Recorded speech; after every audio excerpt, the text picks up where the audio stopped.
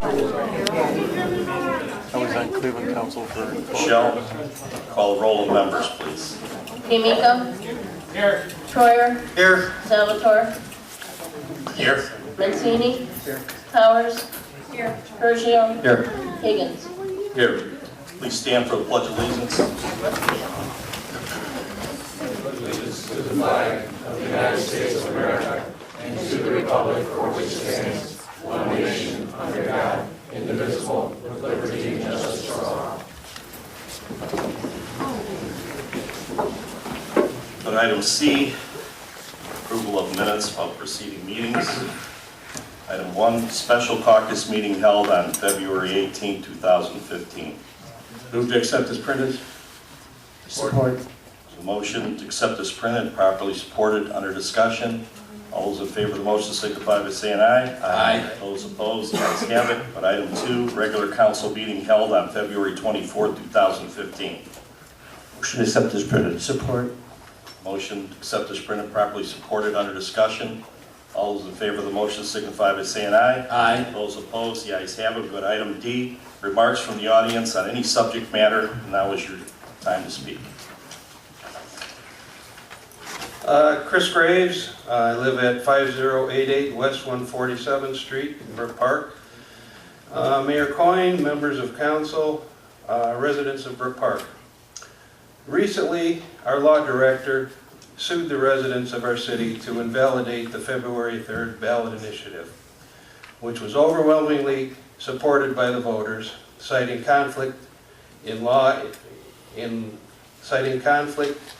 law, and ordinances. According to our city charter, Mr. Jameson is supposed to represent us, not sue us. Mayor Coyne has said more than once, with the outcome of the polls, the people have spoken, and he has to abide by that.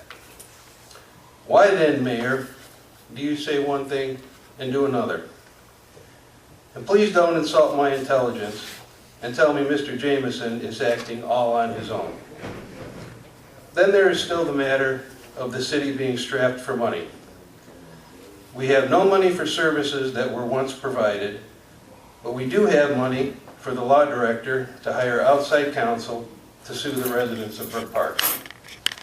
It is also my understanding that there has been a law in the books for about 40 years for minimum staffing. No one had a problem with this law or challenged it until now. This is a farce. Other cities must be looking at us and having a very good laugh. It's time to stop acting like you are the only ones who know what's best for the city and are the only ones with good ideas. It's time to start listening to the residents of this city who put you in those chairs. Thank you.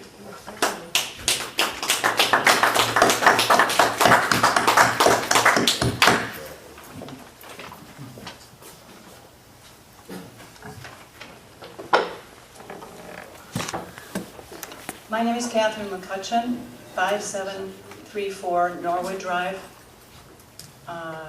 Members of the council, Mayor Coyne, members of the audience.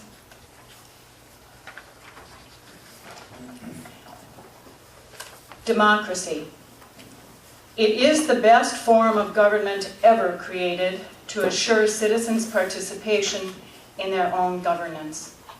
The acceptance and the practice of the principle of equal rights, opportunity, and treatment implemented by majority rule is the accepted Webster definition. The principle of self-rule by representatives elected by the populace is the basis of a democratic system, formed by thoughtful leaders, preserved by activists, and protected by the service and the ultimate sacrifice by many, including my own father, assures the future of the system under which we govern ourselves and our communities. The voice of citizens is through their ballot box. The election results reflect the majority outcome, and the expectation is that that outcome of the election will be implemented. This is how you leaders in Brook Park were chosen, to represent us as citizens. Your own election results are respected. You did not contest the ballot outcome when you ran successfully for your own office. In your position, you have pledged to diligently serve the public, and you are paid for your service through our taxes. The results on February 3rd were clear. Brook Park voters want Fire Station number 2 open and functioning. Issue 2 is now being contested. This election was done legally and legitimately, resulting in a 3-to-1 outcome supporting the reopening of Fire Station number 2. The voice of the people of Brook Park was vocal. Are you listening? Possible litigation to overturn this verdict is an assault on the principles of democracy. It is unjustified, it is unnecessary, it is frivolous, and it is costly. We expect our elected leaders to resist and deny this unconscionable threat to thwart the will of the public. Please listen, serve diligently, and accept the will of your own residents. Do not permit this assault on the democratic process. Do oppose this lawsuit effort. Allow full democracy to prevail in Brook Park.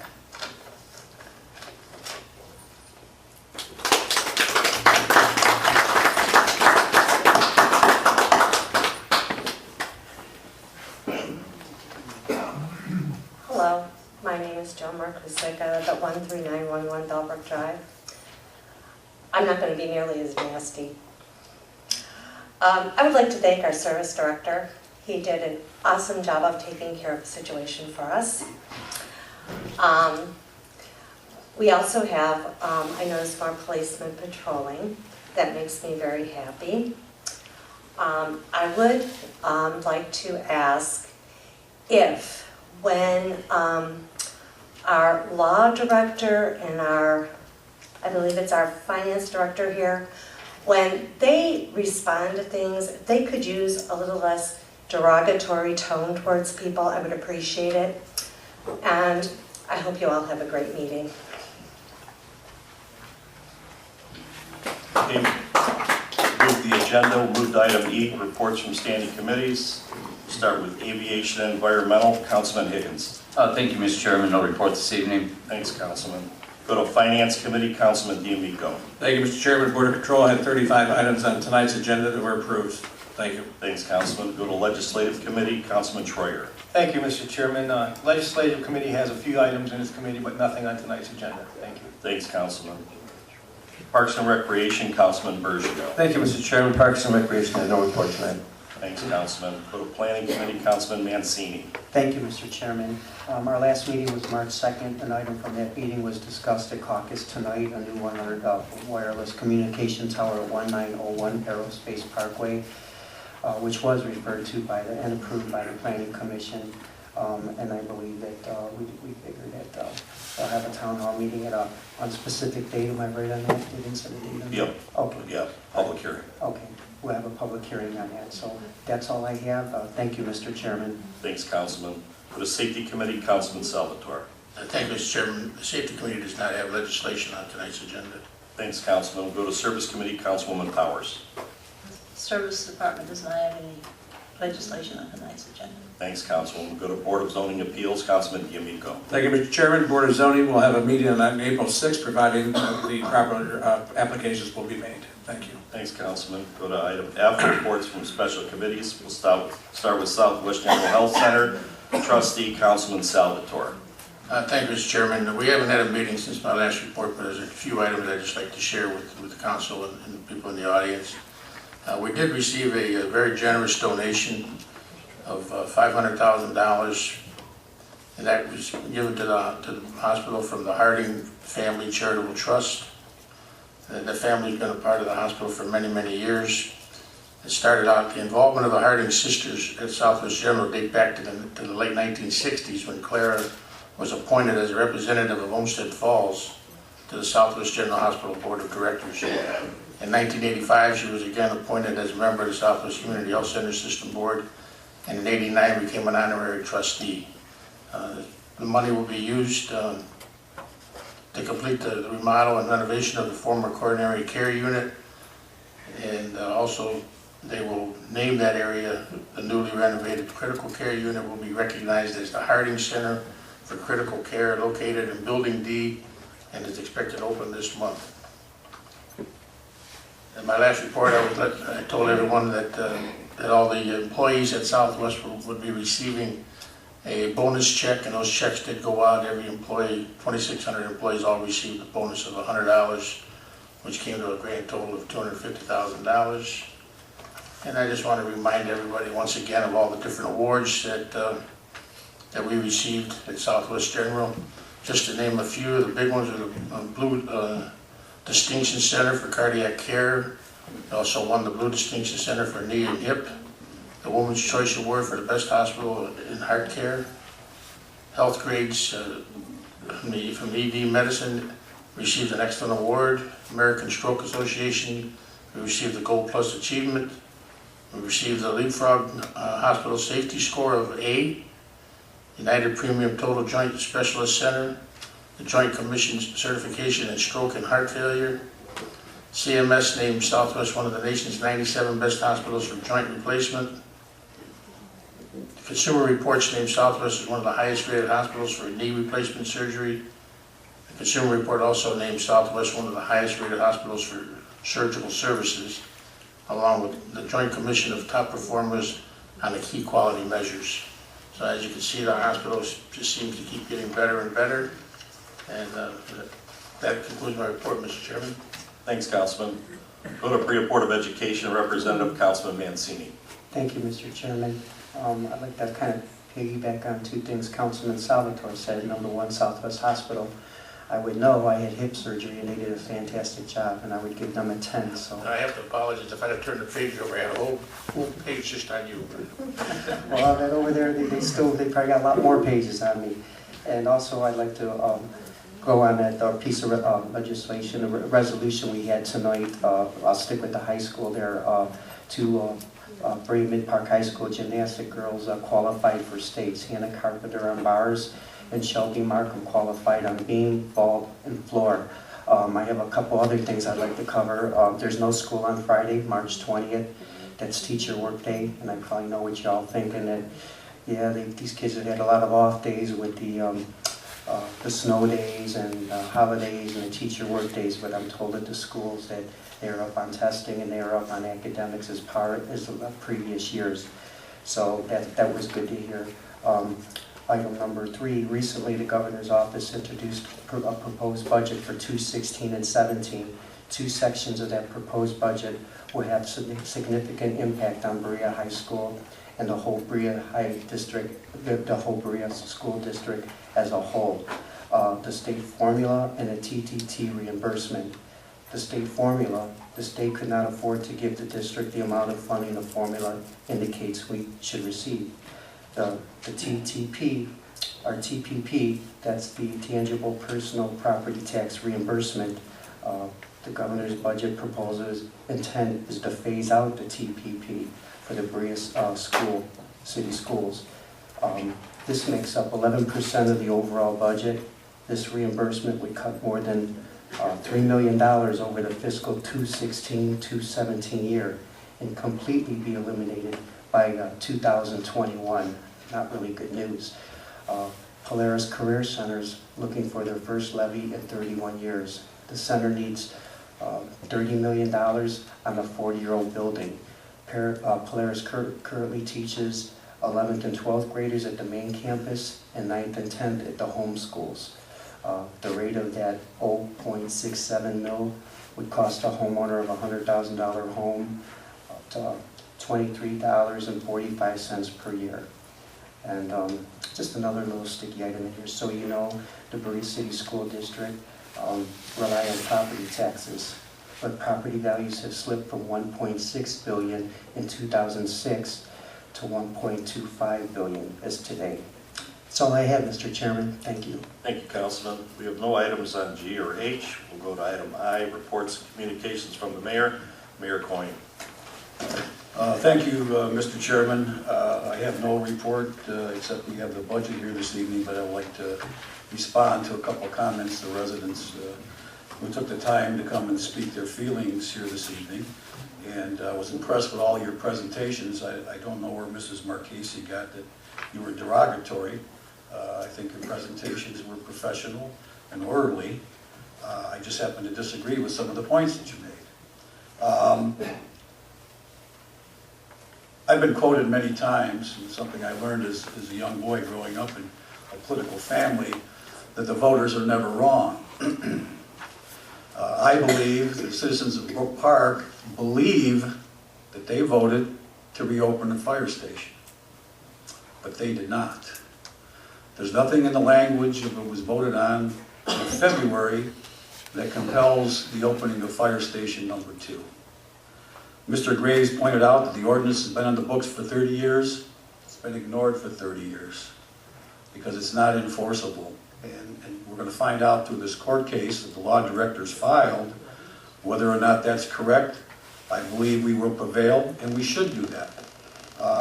Mrs. McCutcheon greatly articulated the history of our country and about democracy, but we're not a democracy, we're a democratic republic, and there's a profound difference. There's a reason why the founding fathers believed that was the right way to go, because they believe that folks to their elected officials should make the right presentations for them, and they have to stand for election, as you so adequately pointed out, and I probably stood for election in this town more than anybody. This history of this ordinance, if you review it, has nothing to do with opening a station. It has everything to do with minimum manning, and I know Mr. Graves brought that up.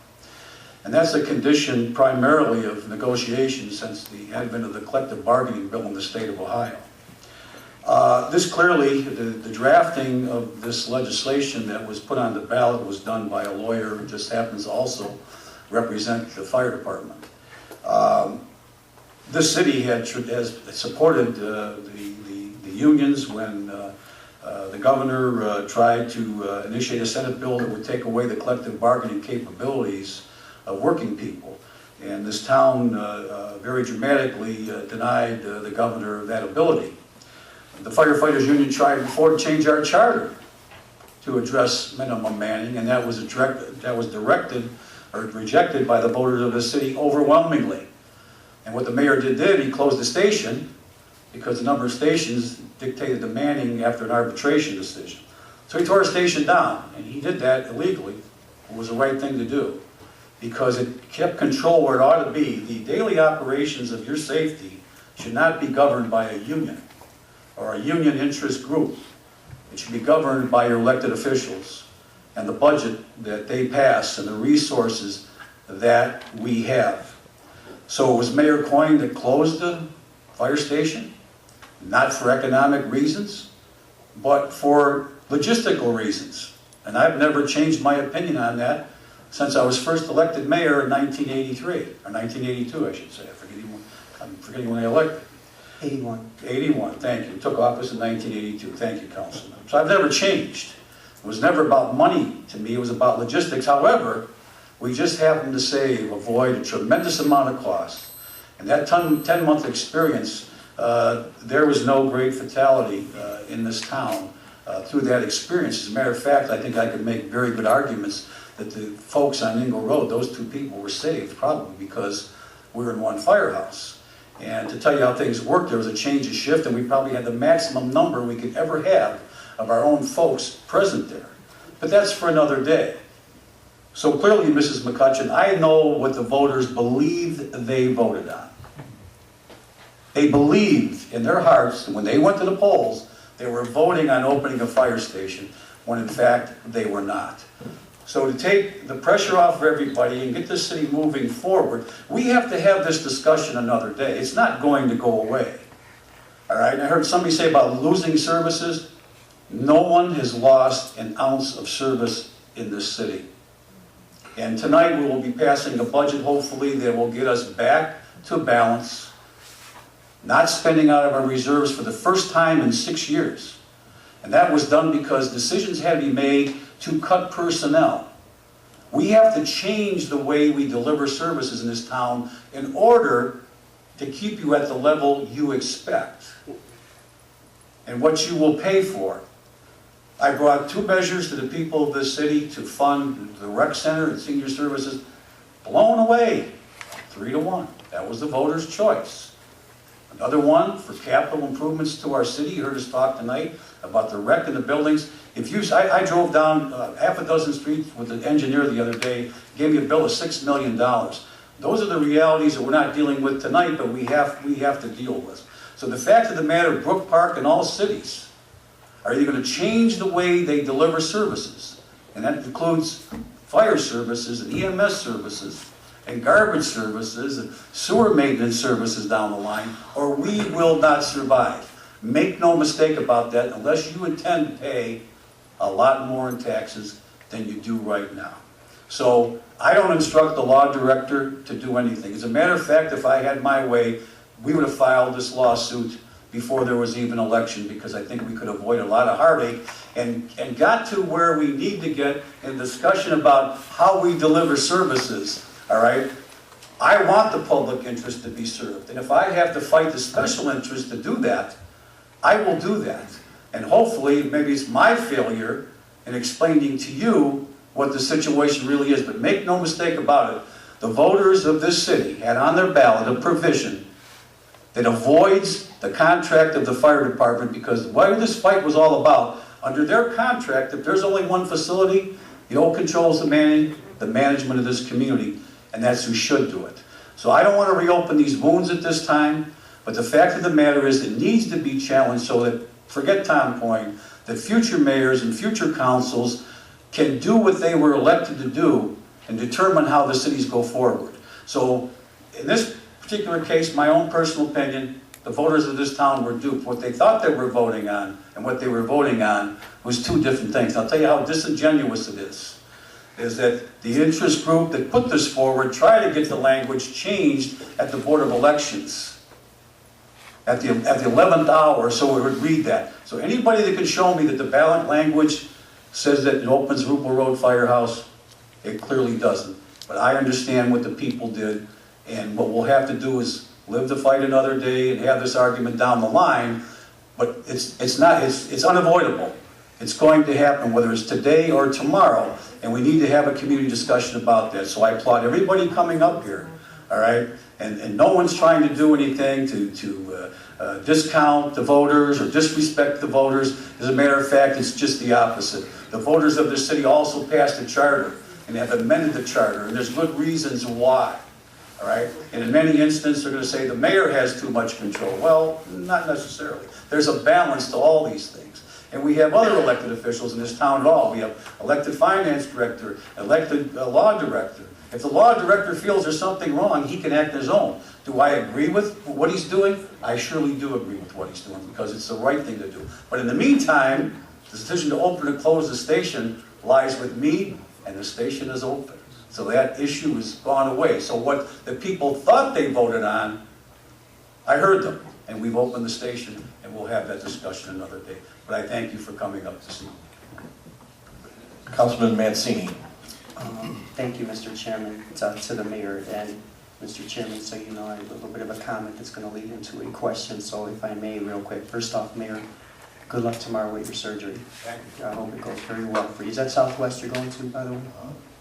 Oh, you're going to the right place. Okay.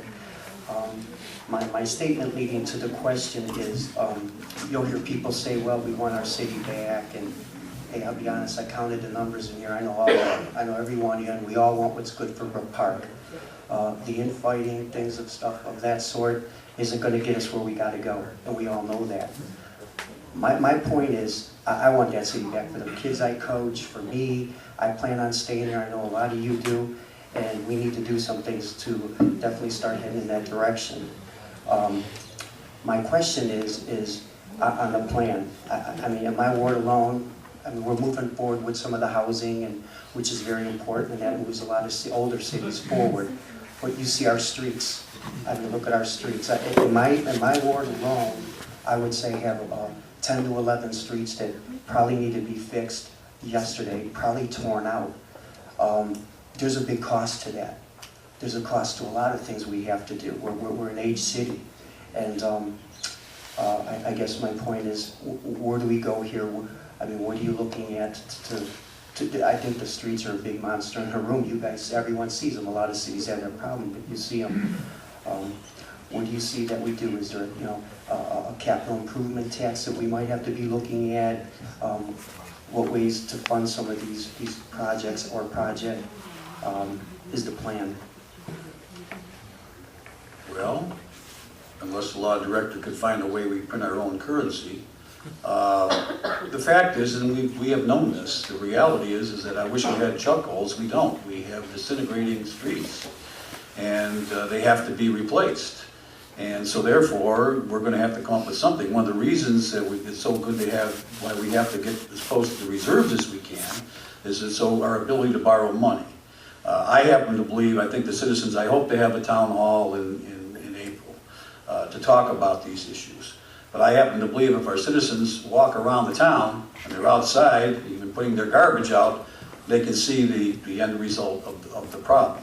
So we're going to have to sit down. I am for putting some measure before the voters in the future for capital improvements, for roads and sewers, because clearly that has to be done. If, no matter what we do in housing or people do in their own housing, if their streets are deteriorated, then they're not going to be able to keep their property values. And if you've been out there, I think we're going to wear out the new sweeper in about 2 weeks with the problems we have there. So I'm willing to have that discussion. I think we get this budget passed this evening. We're close to where we need to be to start to make the next step, and I think we've shown residents, what we're doing here this evening. There's been a tremendous amount of human capital that's been expended here. People have lost their jobs. Most of them are reemployed.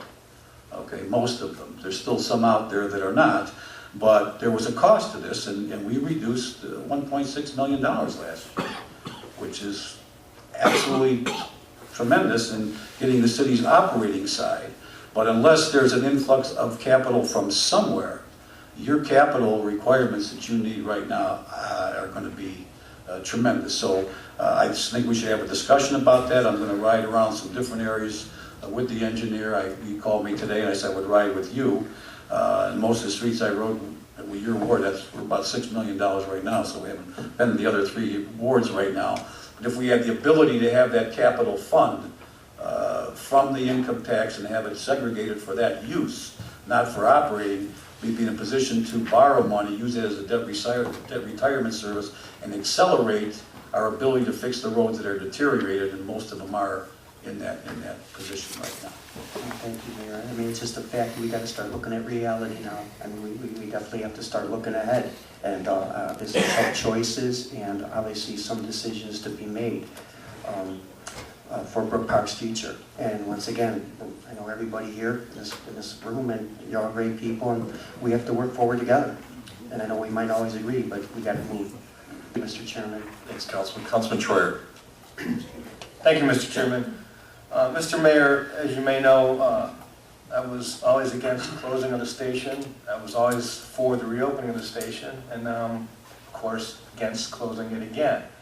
You mentioned a few minutes ago that the residents believed that they were voting to reopen the station, so therefore the intent of the vote of the residents was to open that station and keep it open by a vote of 2 to 1. In fact, precinct A was 80, I believe it was 81 or 82% in favor of opening that station. So the question is, if the city is successful in this lawsuit, will you leave that station open to follow the intent of the residents? Because the intent of the residents was to have that fire station open. Whether the wording might have been wrong or something else, or there's other issues. But if the city is successful in this suit, will you leave that fire station open?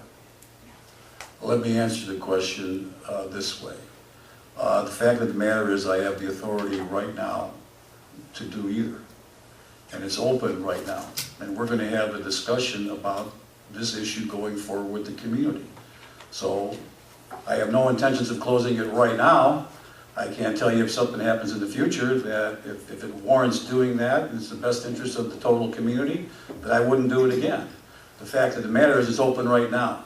But we're going to have a real discussion about what the real issue is with this, and hopefully we can come to a community together and do the things we have to do. So again, the folks that put that petition out knew what they were doing. You and I had these discussions. If they didn't, they were very ill-advised because they had a lawyer drafting it. All right, it was going to put me in a position where I couldn't win. But I want the public to know this. These members of council had nothing to do with this. So to blame or people threatening them, interest threatening them, okay, is totally wrong. It's not their decision. It is mine and it is my responsibility. So I closed it for very good reasons. And I did that on looking at a lot of different issues. The experience of 10 months indicates to me that I made the right decision. I know what the voters voted on, so therefore I'm opening at this point in time. And we'll have to determine what the cost is in the community and does it begin to diminish service citywide, because that's what I'm charging. So my answer to your question is it's open today. I don't think the lawsuit has anything to do with it one way or the other. It's in the perusal of the authority of the mayor of the city, and that's where it remains. I close it, I open it.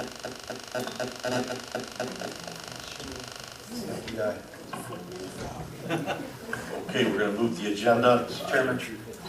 Okay, go ahead. I just like to, you mentioned, Mr. Mayor, that no one has lost an ounce of service.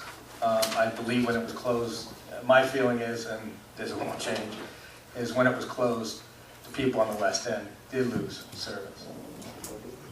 Mr. Chairman. Councilwoman Powers. I supported the reopening of the fire station out there.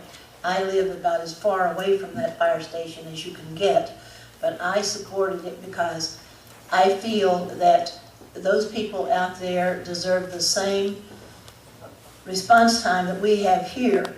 And the mayor talked about the fire on Engle Road that happened at shift change when you had a lot of people there. Well, had that fire been out on the West End, and there were no firemen out there, not only would we have lost 2 lives, but we would have lost the house also. And Councilwoman. just with 2 people. You have a question for the mayor, though. That's what this is. Question to the mayor. We Okay, understand. the question to the We mayor. understand your view, but Okay. this is a question to the mayor on his report. Okay, then the question is that since we all thought we were voting to open that fire station, will you keep it open? Okay, I just answered your I question. know. I just answered your question. It's open. And unless I'm convinced that otherwise, it'll stay open. If there is, and again, I had a discussion about there's better ways of delivering services. If there's a proposal I could make to you to keep it open forever in a different delivery service, a mode of delivering services that would save the city a hell of a lot of money. But the statement you make about Rupel Road is interesting. If there were 2 firefighters in Rupel Road, and I lived closer than anybody, that fire was at my house under the same circumstances, I probably wouldn't have made it if there were 2 folks in that place, because they couldn't respond that way. They did a tremendous job. So again, it's about logistics. So the answer to your question is the station's open, and it'll remain open until circumstances would warrant it not to be open.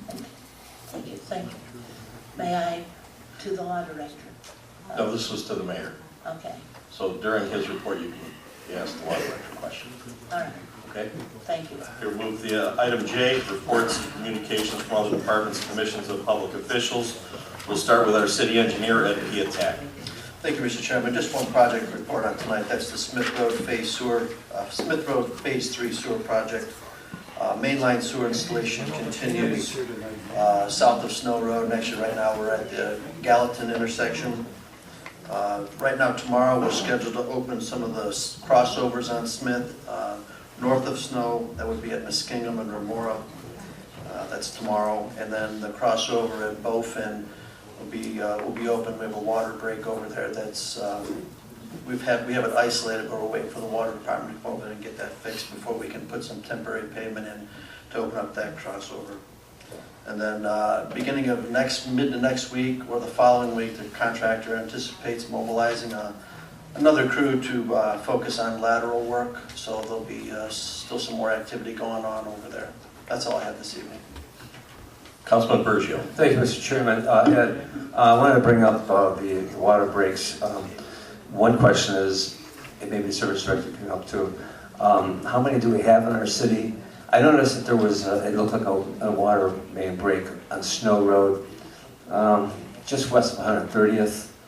And I also noticed there's one on Smith Road, just south of Holland. And it looks like there's some drilling in the asphalt. Are those being addressed? Are you aware of those two? Yeah, we have 3 active breaks right now. City of Cleveland's notified, just waiting for them to come out and repair. Is there any, should that be coned off or should they be something around them in case? Would there be a possibility of that water, since it's running, of the street caving in? Well, I hope not. I mean, it's running continually. It's been for several days. Is that a possibility? Well, I guess anything's a possibility. We can't see underground. The one up on Snow and 130th is barreled off. Yeah, that one is, yeah. The one it is coming out of the curb. It's not coming out of the middle of the street. It's running down to the catch basin down towards Del Sangros there. The one on Smith Road across from Richard is running in the curb and is really not causing any kind of problem, but just a little bit of a wet road. Yeah, it looked like it was like in the first lane, in between the first lane and the second lane. It looked like that was where it looked like it was coming out of. Yeah, that's like I said, the Cleveland prioritize their work, and we really have nothing that we can get them over there quicker, because they got breaks all over the city. I'm sure they do. Yeah. Okay, as long as you're aware of it, they're aware of it. That's all I have. Yes. That's all I have, Mr. Chairman. Councilman Mancini. Thank you, Mr. Chairman. I'd like to go back to Smith Road, and they did a super job getting across Snow Road. Very good. I was through there every day, and I thought they did a fantastic job. 2 other things. One, on that between Snow and it would be probably, I would say, Hummel. And this is coming from some of the vendors over there and some residents. When will that kind of be wrapping up? I mean, and the third thing really is you've been right on your dates, just so you know. I mean, for everything you've said so far. But on that little part there, when are we looking to get out of there? Maybe a month or? We won't be completely out of there until it gets paved over. Right now, we're waiting for the contractor to come back with their boring equipment to do the lateral connections. I would anticipate, having that center trench open for probably another 2 months in all reality. You're talking that one right between probably Remore and Pike then, right? I'm speaking from probably Bowfin to Hummel, with the exceptions of the areas in between at the crossovers at, some of those streets. Yeah, well, I'll say this, that there's a lot more traffic there, so they're getting the traffic through, so some vendors that have told me business is slow. Well, I mean, there's a lot of traffic there. I don't see that too much as a problem. I just kind of wanted to get a set date on that, so, and I'm not holding it to you. I know a lot of things could happen over there, so I appreciate the answers. Okay. That's all I have, Mr. Chairman. Councilwoman Powers. Thank you, Mr. Chairman. To the engineer, is it, Ed, is it the responsibility of the contractor or maybe the city that stretch between Hummel and Snow that is so many potholes that people are avoiding that area by driving around because they're afraid they're going to damage their cars through there. So is there should that company be filling those chuck holes so that it makes that stretch drivable? Through the chair, I assume you're talking on Smith between Snow and Yes, Hummel? Smith between Snow and Hummel. Yeah, the contractor's required to keep the road, you know, in a condition that, you know, we can get cars through. I mean, obviously, the road's in bad shape, not necessarily through the fault of the contractor. However, the contractor has been out, and, you know, they're out there filling chuck holes almost on a daily basis. I think now, hopefully, with a little bit of a break in the weather, some of that cold patch will stick a little bit better until some more permanent repairs can be made. So I do have the contractor out there, they're aware, and they have been addressing some of them. So I can bring it up if there's one in particular. You can let me know where it's at, and I'll make sure they get it. All right, thank you. Thank you, Mr. Chairman. Okay, we'll move the agenda. We'll go to our Service Director, Luke Hayek. Thank you, Mr. Chairman. Last we met for council, we had 2-3 feet of snow out there on the curbs and on the streets and the ice and all. And with the milder weather, everything's opening up. Chuck holes are prominent everywhere. I've been running 3 shifts around the clock, filling chuck holes. Running the 3rd shift up on the main roads, like such as 237 and Snow Road, where the traffic is not as bad. People up there drive like crazy, 60, 70 mile an hour with no problem, and they're reckless. And luckily, the 3rd shift's been keeping up. I haven't had any complaints for 237. Also, the roads are deteriorating. You'll see the curb lanes all full of gravel and such. We did purchase a new street sweeper. I'm taking delivery on it next week. We have a guy coming from Texas from the company that manufactured the machine to train some of our employees to run it. So come April, we'll be running that thing possibly if I can get 2 shifts going on it to get the city clean. We'll do that. Other than that, that's all I have, Mr. Chairman. Thanks, Luke. Any member of council? Councilman Schreier. Thank you, Mr. Chairman. Through the chair to Mr. Kayett. I want to thank you for getting those chuck holes on Calvin, my street. But the drying up of the water has exposed some more, and that area, and also Leslie Sylvia, basically speaking of gravel, it looks like gravel bombs went off over there. So if you could, you know, I know there's a couple opened up over there, Sylvia Leslie there. So if you can have somebody look at that one, you know, I know you're busy. So Yeah, we'll take a look at it. Thank you. Thanks, Councilman. Okay, we'll move the agenda. We'll go to our Safety Director, David Burns. Thank you, Mr. Chairman. Today, Brook Park got a little bit of news because obviously the president was in town, and whenever he comes to town, our police department is involved in assisting with the security. I did get a couple calls today about the helicopters, and that's because, once again, for Air Force One. So I imagine over the next couple of years, as the election comes, this will become more of a common occurrence. But it does create some problems. I know people notice the air traffic different when he's in town. But he was here today, and everything went fine. So I have, Mr. Chairman. Thanks, Dave. Any member of council have any questions of the Safety Director?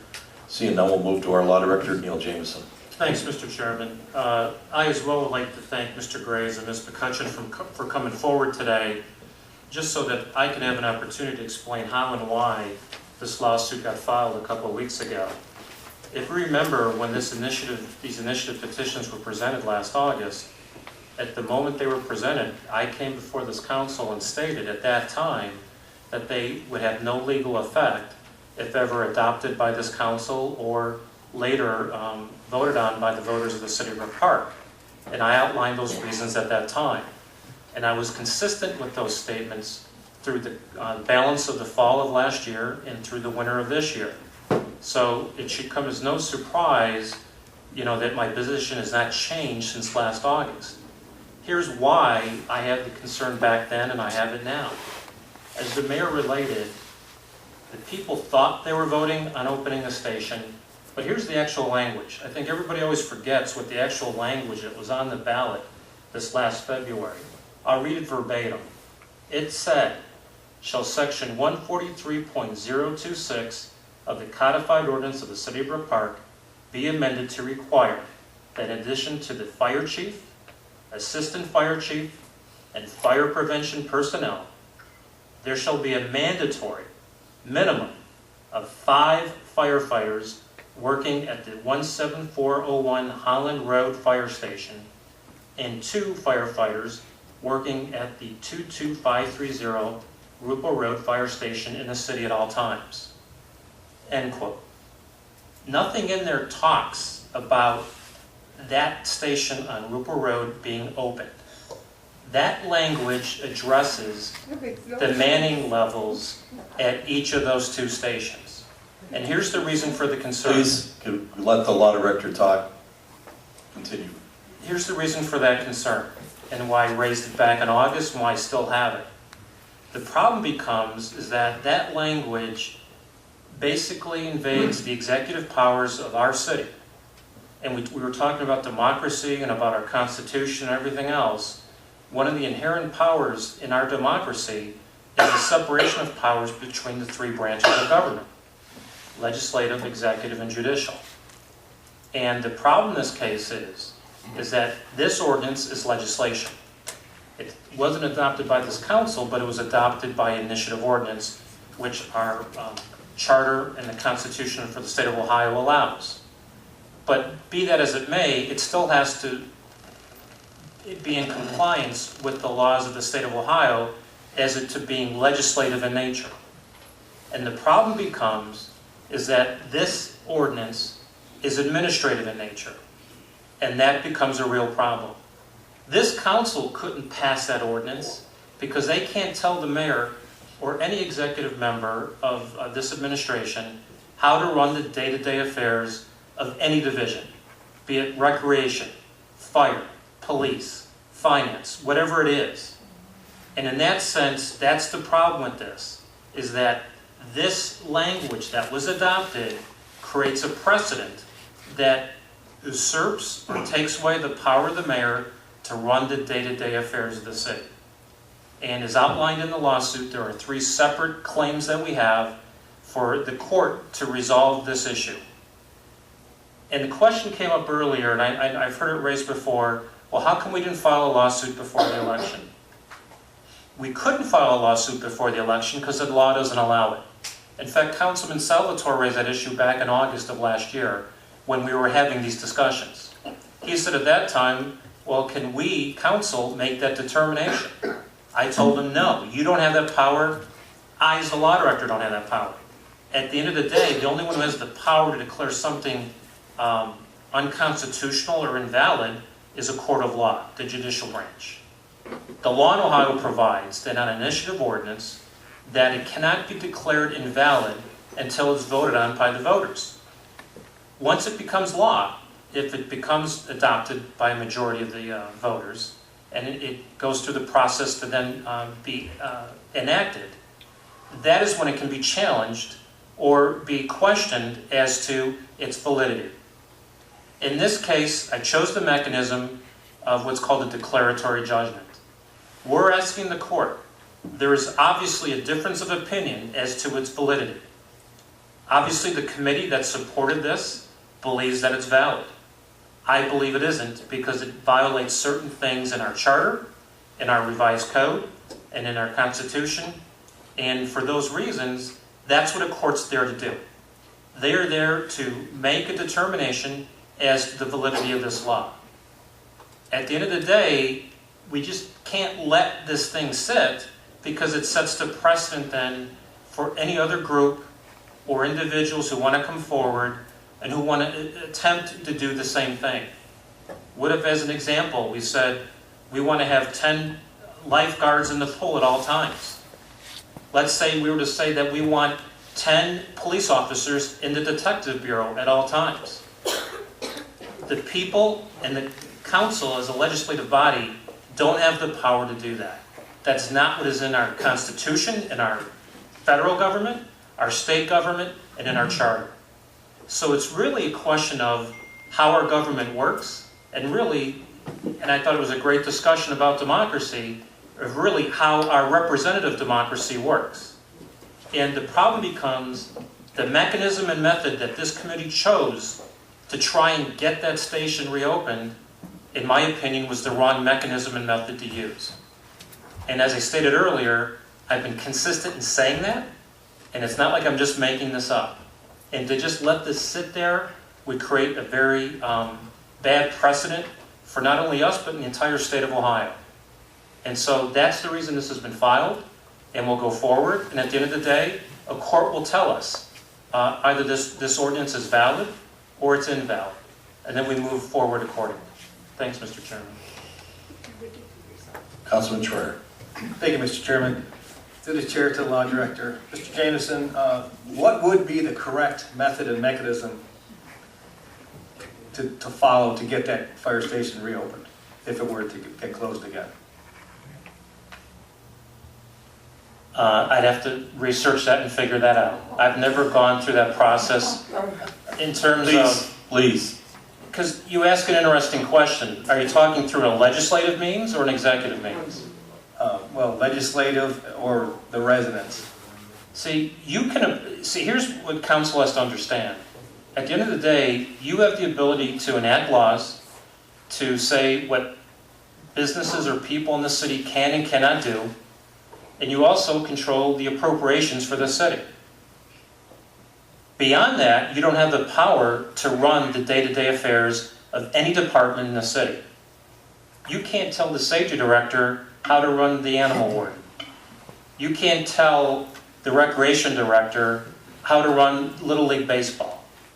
You can appropriate monies for them to finance those, and it's then up to the executive branch to implement those programs in the discretion of the mayor and his administration. So when you ask, how could you do it, and a legislative means, I don't think that is something legislative you can do. But if there's some other creative way, I'd have to really think about it. At the end of the day, you just can't sit there and... What if someone came forward tomorrow and said, we should have 4 fire stations, we should have 3 police stations? You just can't do that. And so from that perspective, that's why you have the separation of powers inherent in our government, because you have to have that balance. So to answer your question, off the top of my head, I don't know of any way to do it, but I would certainly think about it. Okay, and another question. Couldn't council pass a resolution asking the mayor to open the station or leave it open? You could That pass... would be non-binding?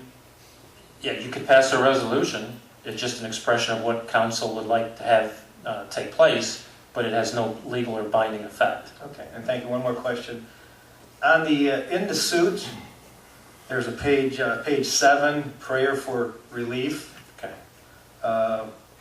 Starts with, wherefore plaintiff prays for judgment against defendants accordingly, and then number 3, it says, for all such further legal and equitable relief to which plaintiff may be shown to be entitled to at trial.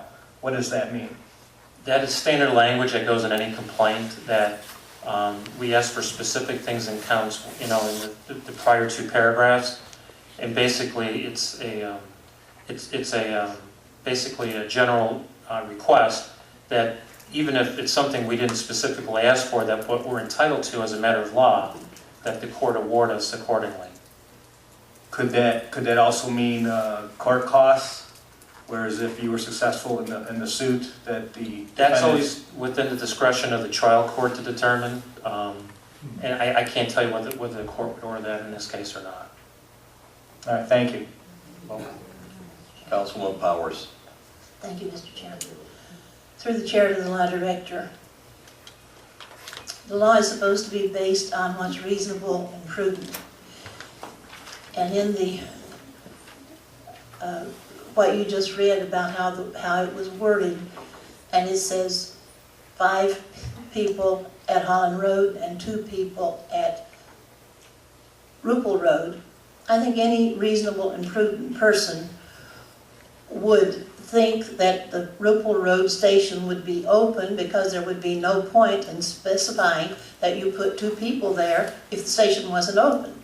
So to me, it seems that we voted for not only manning it with 2 people, but opening the station. Also, I think this is a frivolous, ridiculous lawsuit. And we, as council, you said we have the funding, the right to do the funding. And I am asking council now that we not fund our money going out there to have this ridiculous lawsuit after the people said we want that station open. So we do not need to be funding this when we're sitting here talking about how our roads are falling apart, how everything is falling apart, our city buildings are falling apart, they all need new HVAC systems. So why would we spend one dime on this lawsuit? Thank you, Mr. Chairman. Can I answer that, Mr. Chairman? Yeah, go ahead. Thank you. First of all, it's not a ridiculous lawsuit. There are serious legal questions that arise from the adoption of this ballot language, and it needs to be resolved one way or another. So you would call it ridiculous, I would call it serious and important, because it carries a precedent for how things could be done down the road. Not only here, but everywhere in the state of Ohio. So for that reason, it's not a ridiculous and frivolous lawsuit. I take it very serious, what I do and what I feel about this. And like I said earlier, I said this from the beginning. So it's not like I'm just coming up with this and saying this. I warned everybody last August that there was consequences, that this would have no legal effect if it was adopted. The voters, at the end of the day, chose to vote for this, and that is certainly their right. The problem is that the language they voted on doesn't call for opening a station. It calls for staffing and how personnel in the fire department is implemented on a day-to-day basis, and that usurps the authority of the executive branch, and it creates a precedent that cannot go forward. So this lawsuit isn't about the fire station. It's about the mechanism and method that was chosen by this committee to get to that point. And then for me, what's important here is to create or to resolve that issue as how they chose to get there. So that's what this lawsuit's about. It's not about the fire station. It's about the method and mechanism they chose to get there. And in my opinion, it was wrong. And at the end of the day, the courts will resolve that. Thank you, Mr. Chairman. Councilwoman? Thank you, Mr. Chairman. Would you read once more the language on the ballot? You want me to read it again? Yes, please. Sure. Shall section 143.026 of the codified ordinance of the city of Brook Park, excuse me, be amended to require that in addition to the fire chief, assistant fire chief, and fire prevention personnel, that there shall be a mandatory minimum of 5 firefighters working at the 17401 Holland Road Fire Station and 2 firefighters working at the 22530 Rupel Road Fire Station in the city at all times. Then could you explain to me how those 2 people at the Rupel Road Fire Station can work out there if the station isn't open? Please, ma'am. Again, the language of that doesn't talk about opening a station. If you notice, I did an emphasis on 2 words in there. Mandatory minimum of 5 and 2. That's what this is about. This is about staffing levels at those 2 fire stations. And at the end of the day, that's what the concern with this legislation is that it steps beyond the powers of the legislative body to enact a law that is what's called administrative in nature. And the law in Ohio provides this council or the people through the initiative ordinance process cannot enact legislation that is administrative in nature. There are other reasons why it's invalid. There's language in the collective bargaining agreement under the management rights clause that gives the mayor the power to run the day-to-day affairs of that department. This language violates that provision. So that it's interesting to note, as an aside, that if I'm wrong, that the proponents of this, in essence, might be circumventing and undermining the Collective Bargaining Act at the end of the day. Because if a group like this can come forward and say that we don't like something that is in your contract, because right now we have in our contract, we have language about mandatory minimum manning. And this is an attempt to try and get around that. So let's say there's some issue down the road in a police or fire contract that a group on either side doesn't like, that comes through the collective bargaining process. And they try and use the legislative process by initiative ordinance or charter amendment to then go to the voters and undo what was done in the collective bargaining process. It undermines the entire, the foundation of the Collective Bargaining Act that was enacted in the early 1980s and was challenged numerous times. Mayor Martin in Rocky River and others went after this, saying that it violates our home rule powers, and the Supreme Court of Ohio said no. But if I'm wrong, and the court says that this ordinance is in effect, this also has the potential for potentially undermining the Collective Bargaining Act if you take it through to its logical extent. So that's why this is serious and it's not ridiculous and frivolous.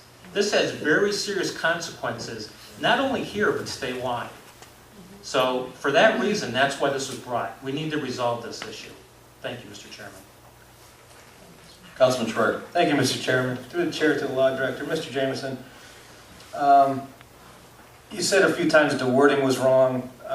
The wording, but I think you really mean by your whole conversation here, that there was no wording that could be right.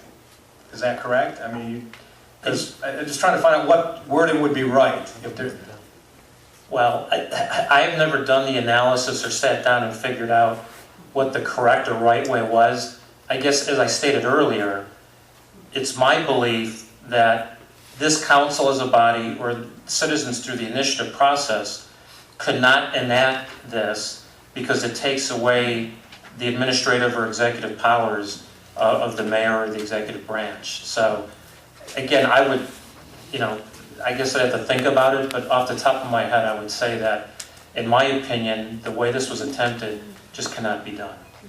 Okay, so I think what you're saying here, and correct me if I'm wrong, that the only way to change this would be to get a different administrator that would be open to leaving it open by a vote of the people. If you're saying that when the mayoral election comes up, then you want to vote for whoever is running who might have that point of view, I guess that's one way to do it, yes. So that's, you feel that's the only way? I'd be interested to know if you could look into that. Yeah, I'll certainly think about it. Thank you. You have a question, Law Director? If I could ask, we're talking about the administrative branch. If this is taken literally, wouldn't it also compel this city council to mandate them to appropriate monies, whether they wanted to or not? Or if there was a determination that we had the revenues to build a central operation, I guess maybe all sides may or may not agree is the right thing to do. If this ordinance prevailed, it would preclude the council or the mayor in the future from doing that. Yeah, that raises a good point. One of the causes of action we have in this lawsuit is that this ordinance didn't comply with the requirements in order for it to be an effective initiative ordinance. And one of the requirements is that it has to be detailed to the effect of what you were just saying in terms of appropriating monies and things of that nature. And this didn't meet that criteria. And so it's on a number of different levels that this ballot language, this initiative ordinance should fail, in my opinion. And that's one of them, is that it really, again, it invades the province of this council on how to appropriate monies for this kind of activity. One final question. This ordinance clarifies at all times shall be stationed at all times. What does that mean? That means they're stationed at that station, they can't go anyplace else if you take it literally, the interpretation of what the language says? What does that mean? Well, again, I guess we would have to resolve that at the appropriate time if that became either a grievance through the fire department collective bargaining agreement. To me, the interesting word there is working, after it says, for the 5 firefighters and 2. So what constitutes working, I guess, would be the real issue there. One final question. And the language was drafted for this committee by an attorney at law duly licensed in the state of Ohio? I don't know who actually voted for them. I know they did have an attorney. but whether he drafted it, I don't know, but I know he advised them. Okay. Thank you, that's all the questions I have. Councilman Schreier. Thank you, Mr. Chairman. I just want to say all laws are based on intent. All laws have intent. Sometimes they're misused and, using certain words in them, but they all have intent, and that's what you go by. Thank you. I'm sorry, can I make that a question? We're going Okay, to move on. move the agenda. We're going to go to our Recreation Director, Mary Ann Fields.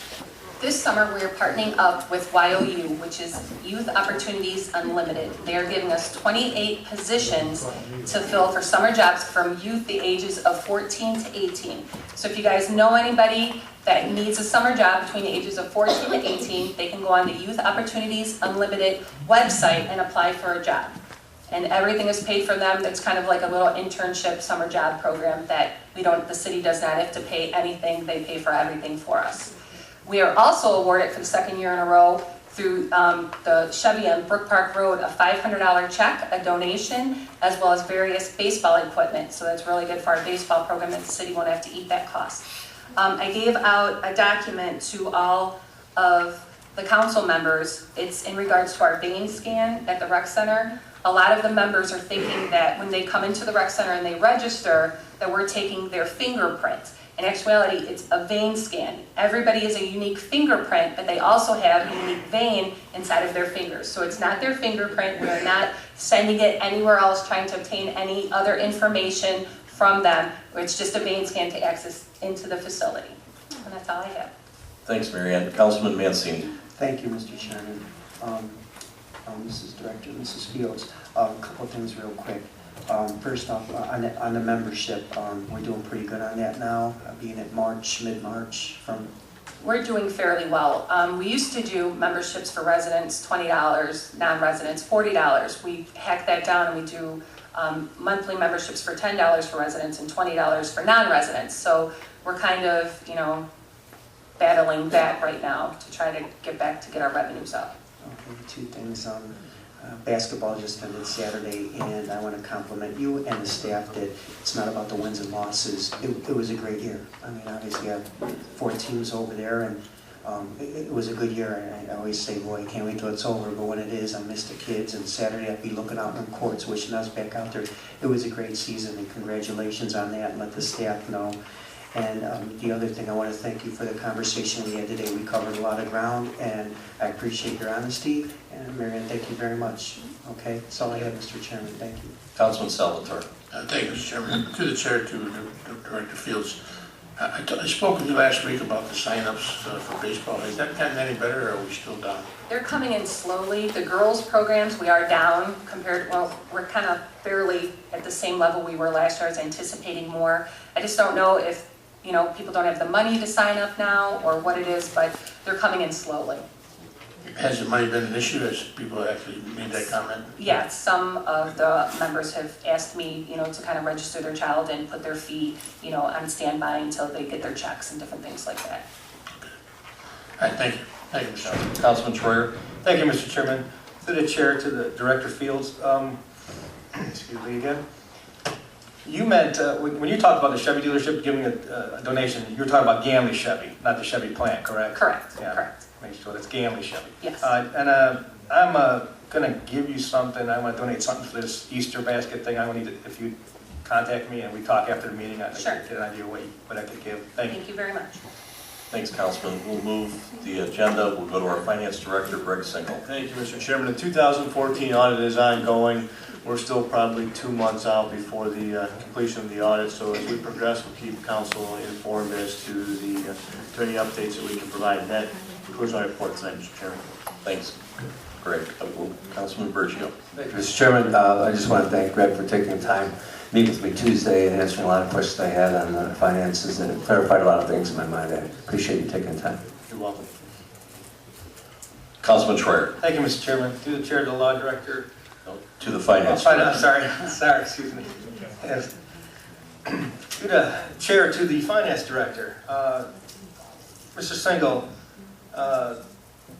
getting back to this, the law director's suit, the best of my knowledge, the city has hired 2 co-counsels to help with the case.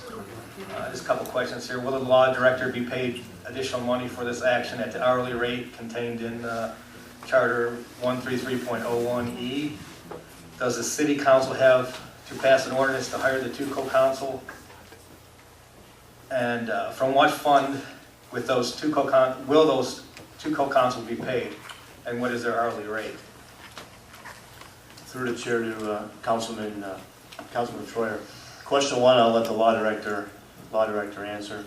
Question two, no, council does not have to pass special legislation to hire the attorney. I believe there's only one firm that's going to represent the law director as co-counsel. I'm not aware of two.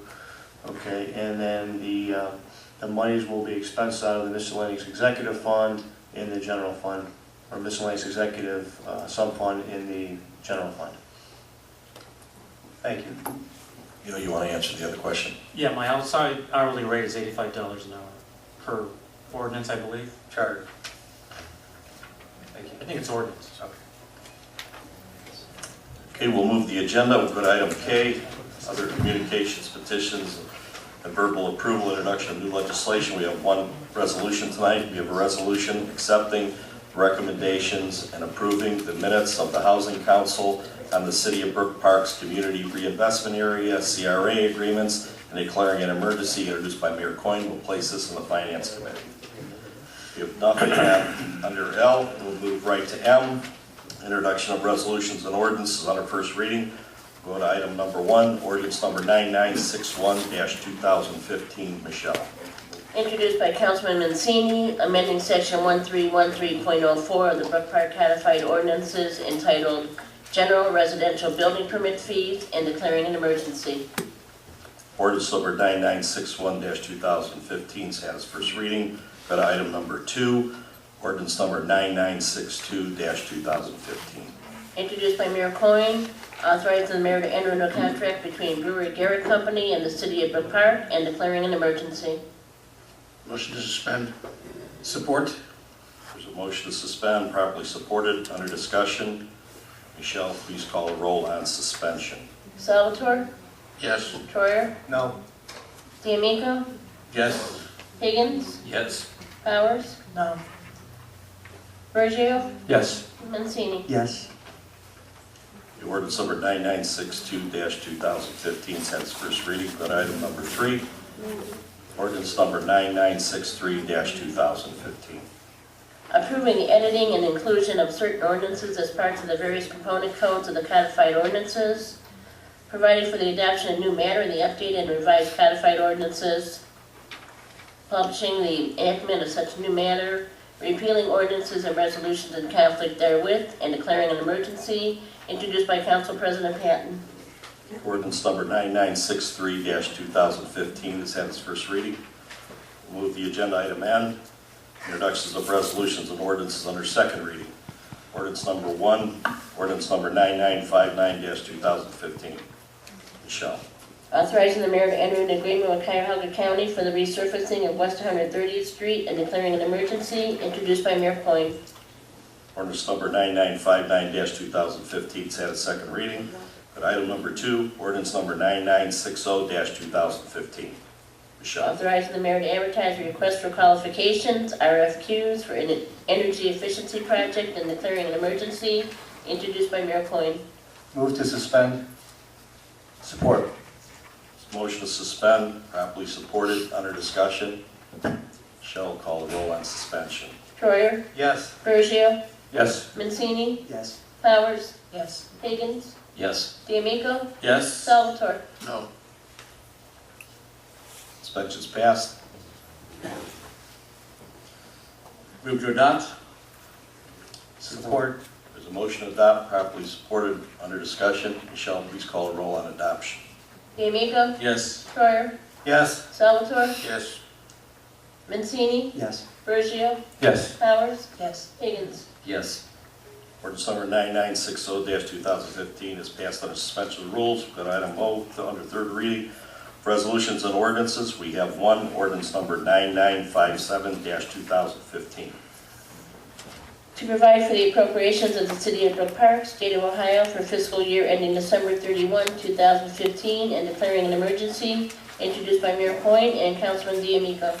Mr. Chairman. Councilman Salvatore. Hey, Mr. Chairman. I have a few amendments that I would like to propose. Some of them have been discussed with the mayor. A couple of things that are going to change the way we do.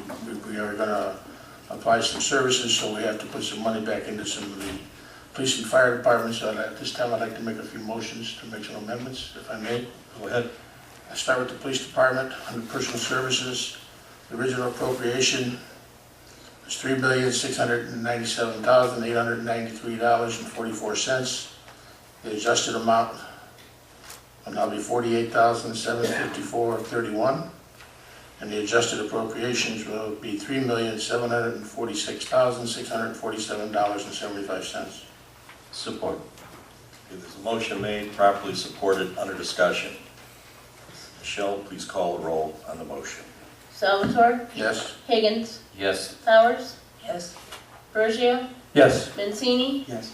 Troyer? Yes. D'Amico? Yes. Thank you, Mr. Chairman. If I can continue.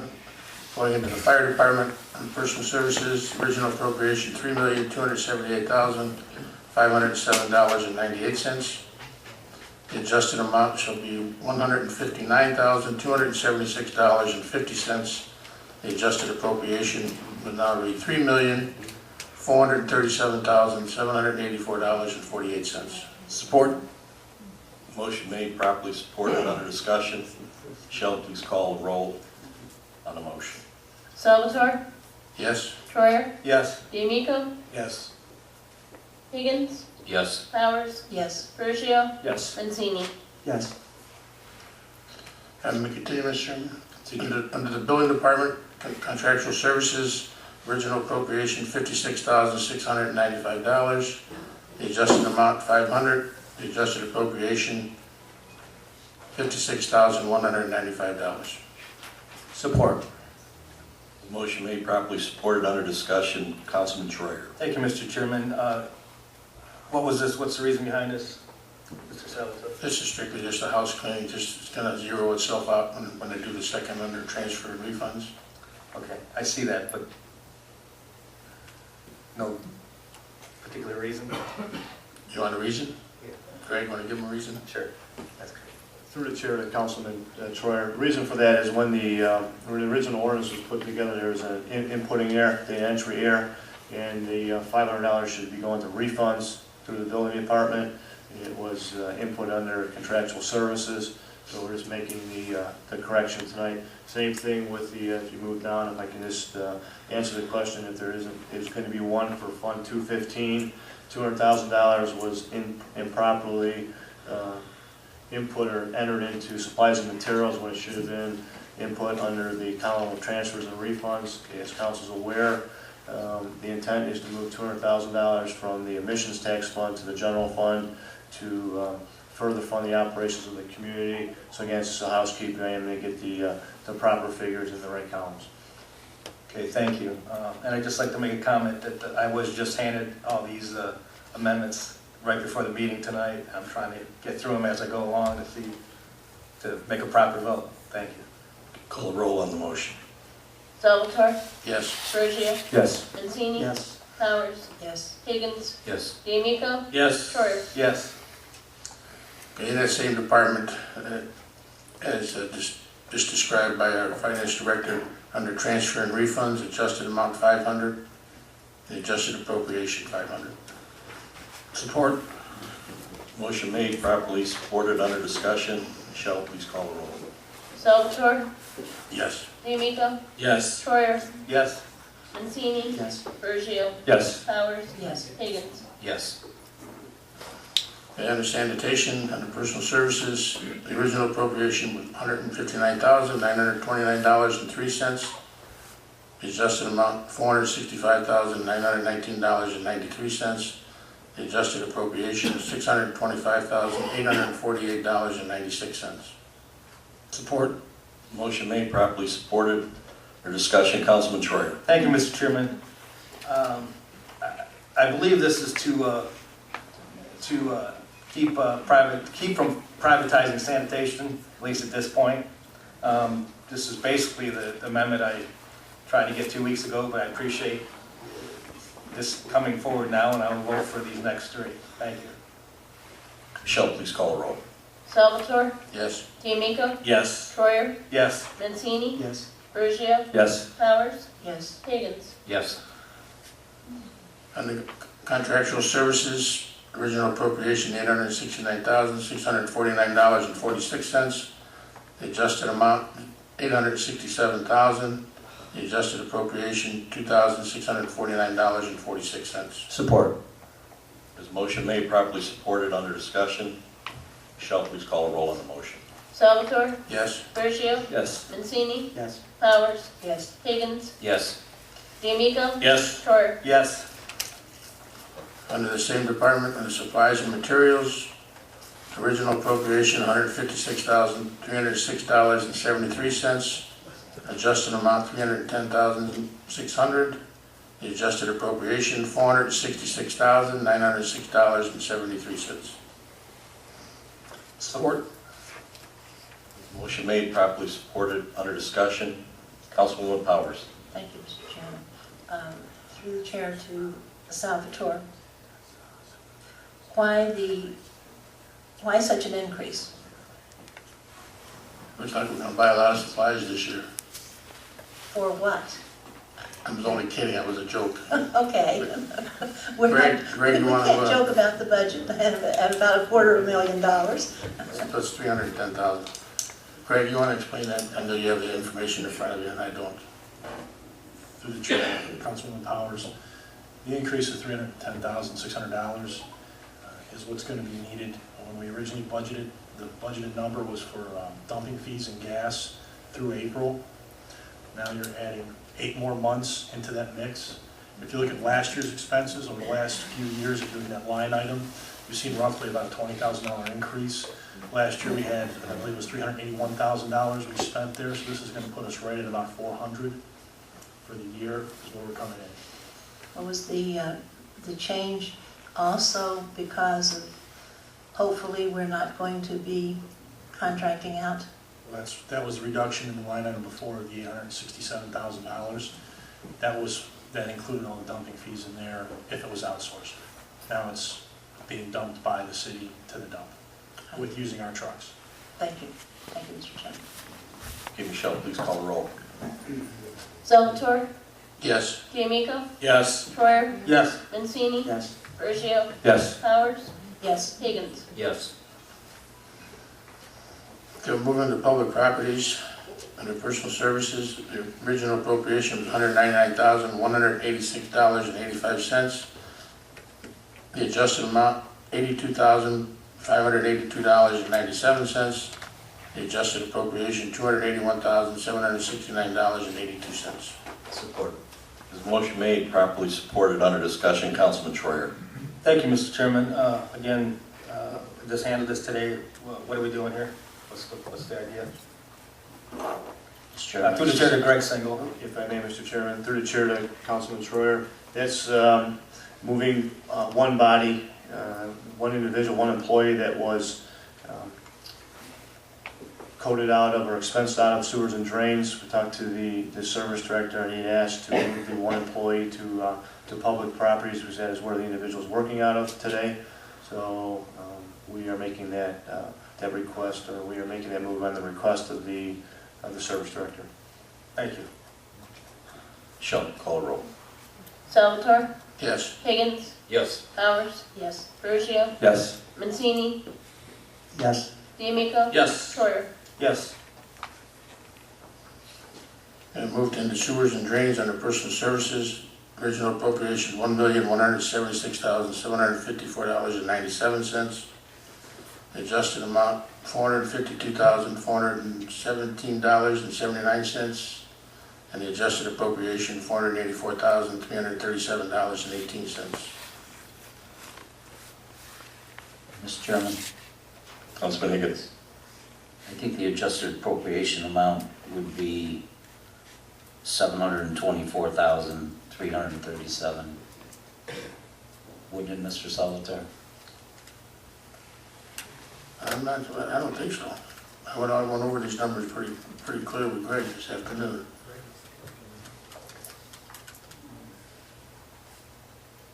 If I may, Mr. Chairman, the correct amount is calculated as $724,337.18. Can you give me that number again, Greg? $724,337.18. So is there a motion on that? Okay, so I'll just reread that last adjusted appropriation would be $724,337.18. Is that correct? Okay, that's my motion. Support. There's a motion made, properly supported, under discussion. Michelle, please call the roll on the motion. Salvatore? Yes. Higgins? Yes. Powers? Yes. Burgio? Yes. Mancini? Yes. Troyer? Yes. D'Amico? Yes. The transfer and refunds, original appropriation, $2,194,300. The adjusted amount, $57,550. And the adjusted appropriation, $2,251,850. Support. There's a motion made, properly supported. Councilman Troyer. Thank you, Mr. Chairman. Let me get the right page here.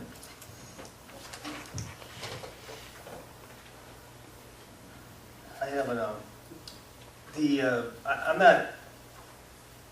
I'm gonna vote no on this because I have an alternative amendment. And that's it, thank you. Okay, Michelle, call the roll. Salvatore? Yes. D'Amico? Yes. Troyer? No. Mancini? Yes. Burgio? Yes. Powers? No. Higgins? Yes. Now move into admission tax, supplies and materials, original appropriation of $212,735.26, adjusted amount $200,000, the adjusted appropriation $12,735.26. Support. There's a motion made, properly supported, under discussion. Councilman Troyer. Thank you, Mr. Chairman. Through the chair to the finance director, Mr. Single, explain what we're doing here and why. Yeah, this fund, again, there was a dead entry error when the ordinance was put together. As council's aware, the original budget showed that the proposal was to transfer $200,000 from the admissions tax fund to the general fund to assist or to add to the funding sources to provide service to the community. So this is strictly just moving the dollars out of one column into the correct column, which should be transfers and refunds. Okay, thank you. Okay, Michelle, please call the roll. Salvatore? Yes. D'Amico? Yes. Troyer? Yes. Mancini? Yes. Burgio? Yes. Powers? Higgins? Yes. Transfer and refunds, the original appropriation $0, adjusted amount $200,000, adjusted appropriation $200,000. Support. Motion made, properly supported, under discussion. Michelle, please call the roll on the motion. Salvatore? Yes. Mancini? Yes. Burgio? Yes. Powers? Yes. Higgins? Yes. D'Amico? Yes. Troyer? Yes. Now move to the streets repair fund, personal services. The original appropriation $430,165.67. Adjusted amount $47,571.81. Adjusted appropriation $477,737.48. Support. Motion made, properly supported, under discussion. Michelle, please call the roll on the motion. Salvatore? Yes. Mancini? Yes. Burgio? Yes. Powers? No. Higgins? Yes. D'Amico? Yes. Troyer? Yes. Supplies and materials, the original appropriation $74,245.55. Adjusted amount $58,000. The adjusted appropriation $132,245.55. Support. Motion made, properly supported, under discussion. Michelle, please call the roll on the motion. Salvatore? Yes. Mancini? Yes. Burgio? Yes. Powers? Yes. Higgins? Yes. D'Amico? Yes. Troyer? Yes. Under the police pension fund, original appropriation $595,094.10. Adjusted amount $9,371.21. Adjusted appropriation $604,465.31. Support. Motion made, properly supported, under discussion. Michelle, please call a roll on the motion. Salvatore? Yes. D'Amico? Yes. Troyer? Yes.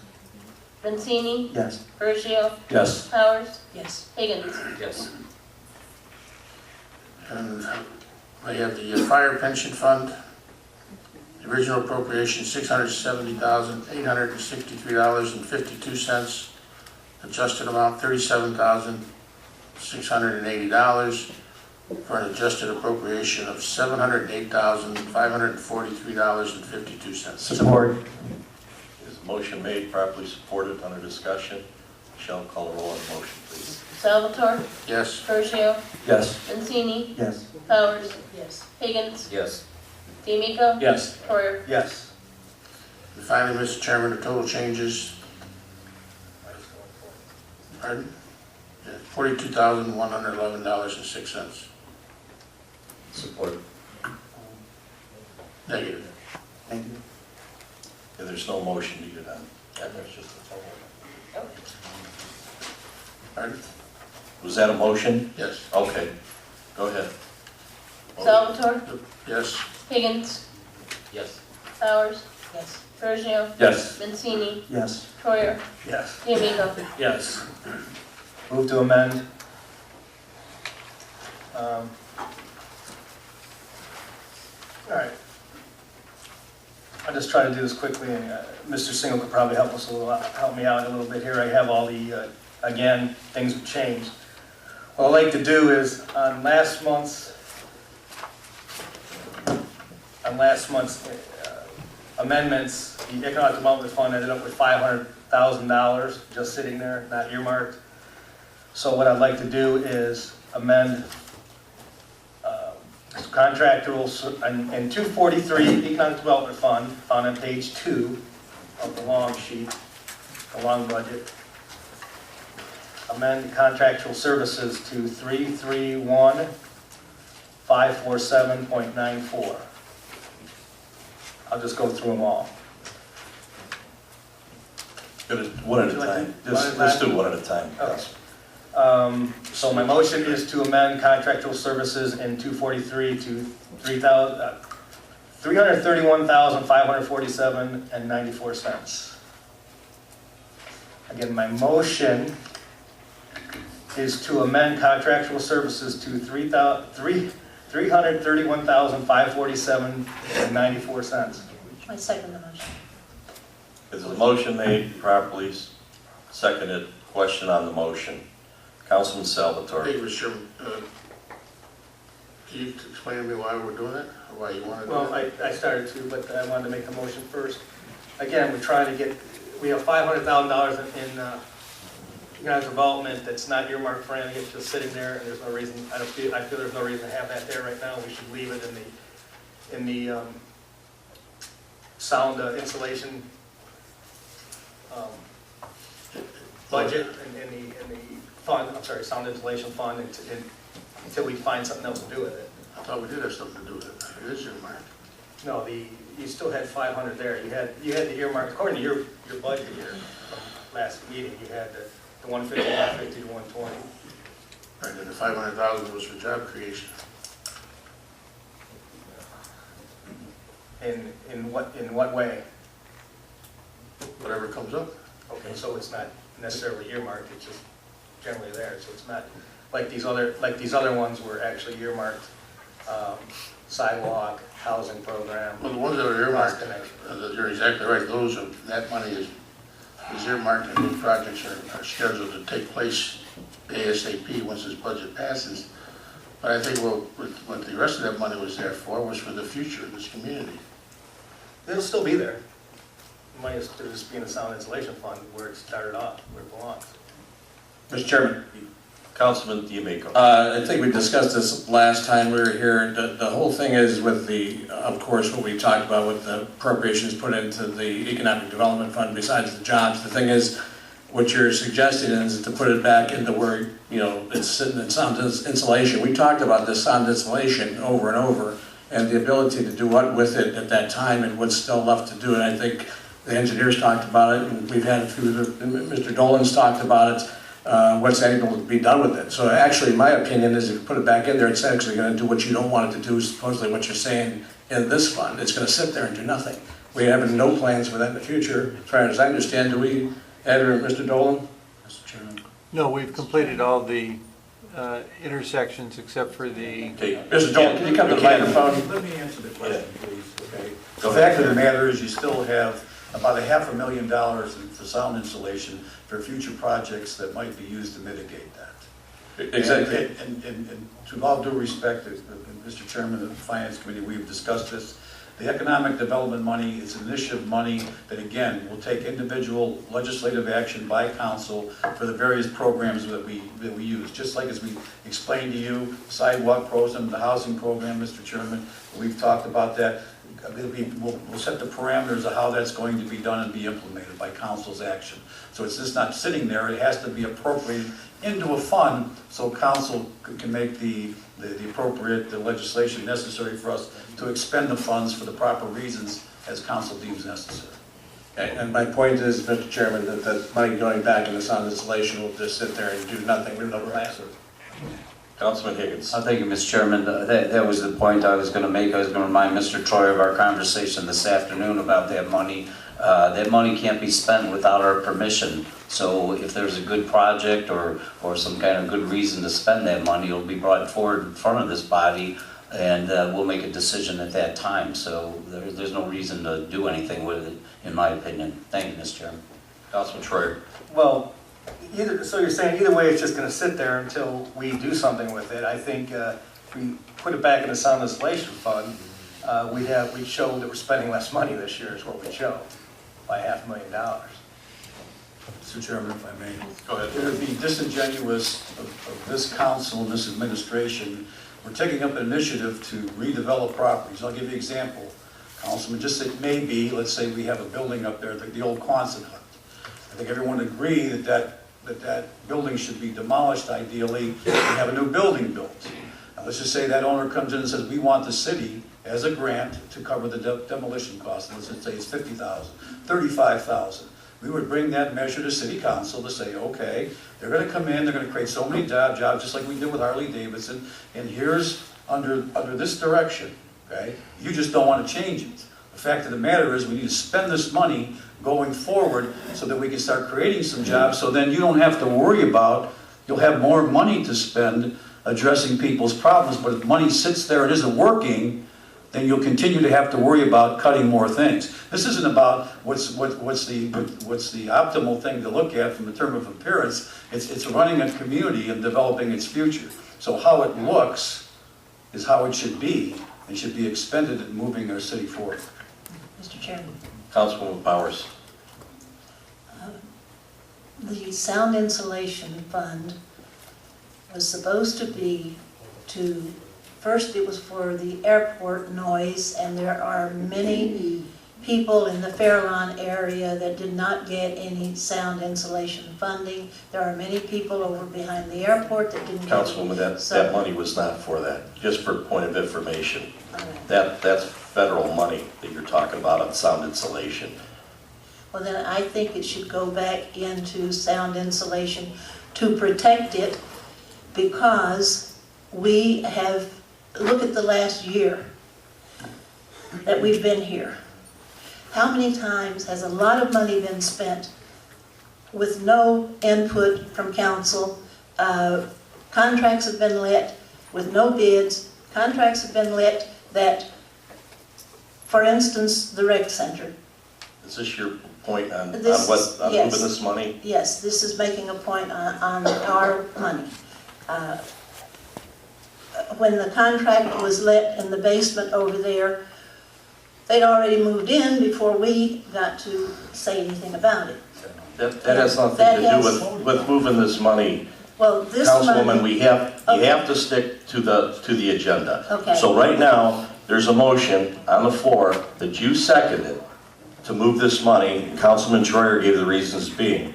Right. So unless you're against that, that's what we're doing right I now. am for putting it back. So you seconded it. So Yes. you seconded this motion, so now these other council members are questioning why you're doing that. So So I'm trying to tell you that we're doing it to protect it from sitting out there in the transfers and refunds where it can be picked off without us being council.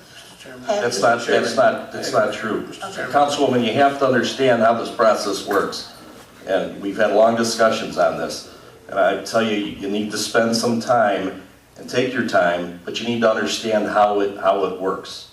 So right now, they're questioning on why Councilman Troyer made the motion and you seconded it on moving that money. Councilman Salvatore, you have the floor. Hey, Mr. Chairman, just for a point of clarification, that money is safeguarded by the city council.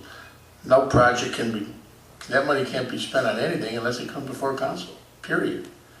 I think the money is perfectly in good hands. It's safe, it's protected by everybody here, including the mayor. I do believe that as a council member, Mr. Troyer certainly has the opportunity to make an amendment, and I commend him for that. You feel strongly about wanting to make an amendment, you've got a second on it. But I think we debated it long enough, and I'd ask you to call the roll. Okay, let's call the roll, Michelle. Troyer, Yes. Powers, Yes. Bergio, No. Mancini, No. Higgins, No. D'Amico. No. Salvatore. No. Okay, thank you. And I have another amendment, but I will, since that amendment didn't pass, the other amendments that go along with that don't need to be discussed. But I do have another amendment concerning something else. Go ahead. This is motion to amend 874 miscellaneous executive fund found on page 2 to reduce contractual services from $396,073.61 to $196,037.61. You want me to do one at a time again? Yes, please. Okay. All right, so again, my motion is to reduce contractual services in 874 from $396,037.61 to $196,037.61. I second the motion. This motion made, properly seconded, under discussion.